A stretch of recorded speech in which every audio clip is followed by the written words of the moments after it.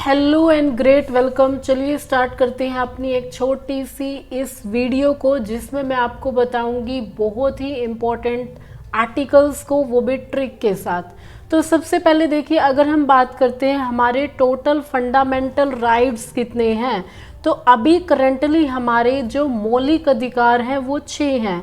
तो जो हमारा मूल संविधान था उस टाइम कितने थे? जब हमारा कॉन्स्टिट्यूशन लिखा गया था उस टाइम हमारे फंडामेंटल राइट्स जो थे वो 7 थे, जिसमें से एक जो राइट था वो कम कर दिया गया। कौन सा? Right to property. Yes, right to property जो राइट था यानी संपत्ति का अधिकार, अब उसको बना दिया गया है फंडामेंटल राइट से लीगल राइट। ये बहुत इंपॉर्टेंट है, लीगल राइट अब इसको बना दिया गया है। और किस आर्टिकल के अंडर? Under article 300A। एक चीज़ और बताना चाहूँगी, जब भी किसी आर्टिकल के नंबर के साथ कोई भी अल्फ़ाबेट लिखा जाता है तो इसका मतलब ये होता है कि वो कोई ना कोई अमेंडमेंट के थ्रू वहाँ पे ऐड किया गया। अब ये अमेंडमेंट का मतलब क्या होता है? अमेंडमेंट का मतलब होता है कोई भी संशोधन करना, कोई भी चेंज जब आप कर रहे हो तो वहाँ पे अल्फ़ाबेट से डिनोट किया जाता है। तो इट मीन्स हमारे टोटल फंडामेंटल राइट्स हैं 6, और जिसमें से मैं आपको आर्टिकल 14 to 18 जो है वो ट्रिक के साथ बताऊंगी। तो सबसे पहले आर्टिकल 14 जो है वो ये कहता है इक्वलिटी बिफोर लॉ और equal protection of law with in the territory. अब इसका मतलब क्या है? इक्वलिटी का मतलब होता है समानता, कि कानून के सामने सब समान है, चाहे कोई एमएलए है, एमपी है। कहने को तो ये मतलब अगर प्रैक्टिकली अगर हम ये चीज़ें देखते हैं तो ऐसा पॉसिबल नहीं है, लेकिन हमारे संविधान के अंदर ये चीज़ बनाई गई है, इसका प्रोविज़न मतलब बहुत अच्छे तरीके से बताया गया है। तो इक्वलिटी बिफोर लॉ का मतलब होता है कि कानून के सामने सभी सिटीजन्स जो है, नागरिक जो है वो समान हैं, या हम कह सकते हैं इक्वल प्रोटेक्शन ऑफ लॉ, यानी सबको कानून जो है वो एक ही नज़र से देखता है। तो सबसे पहले देखिए, इक्वलिटी बिफोर लॉ जो है ये हमने कहाँ से लिया है? ये हमने लिया है यूके से, और यूके मतलब लंदन से। And equal protection of law की बात करते हैं, ये लिया हमने यूएसए से। ये चीज़ भी आप ऐड ऑन कर सकते हैं। एंड 15, 16, 17 आर्टिकल जो है, आर्टिकल मतलब अनुच्छेद हो जाएंगे, ये क्या कहते हैं? आर्टिकल 15 जो है आप इसको याद कर सकते हैं डाउट से।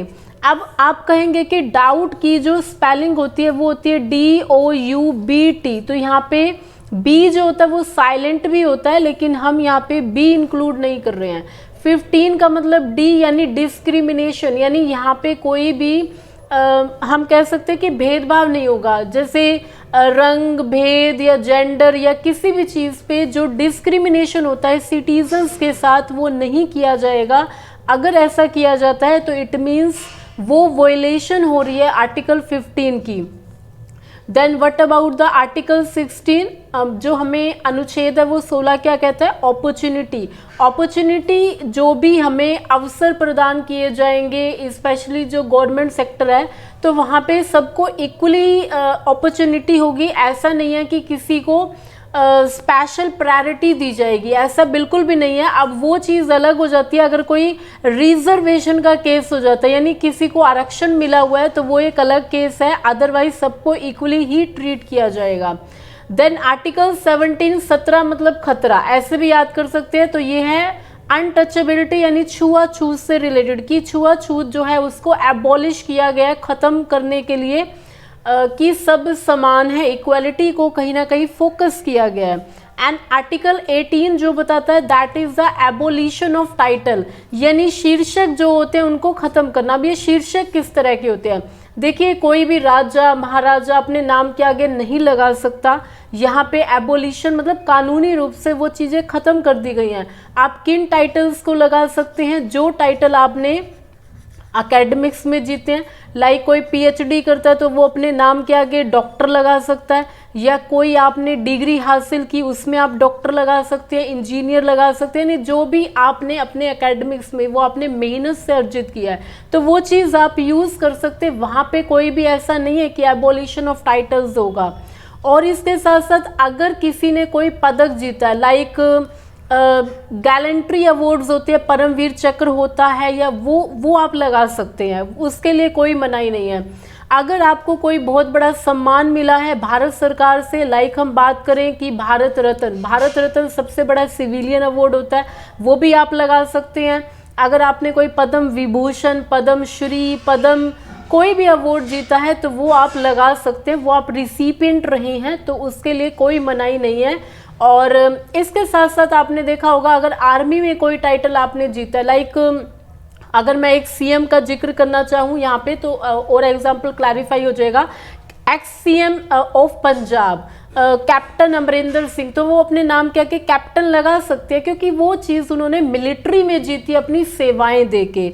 तो होप सो आपको आर्टिकल 14, आर्टिकल 15, आर्टिकल 16, 17, 18 जो कि इक्वालिटी को डिफाइन करते हैं, ये बहुत ही आसानी से याद हो गए होंगे डाउट वाली ट्रिक से।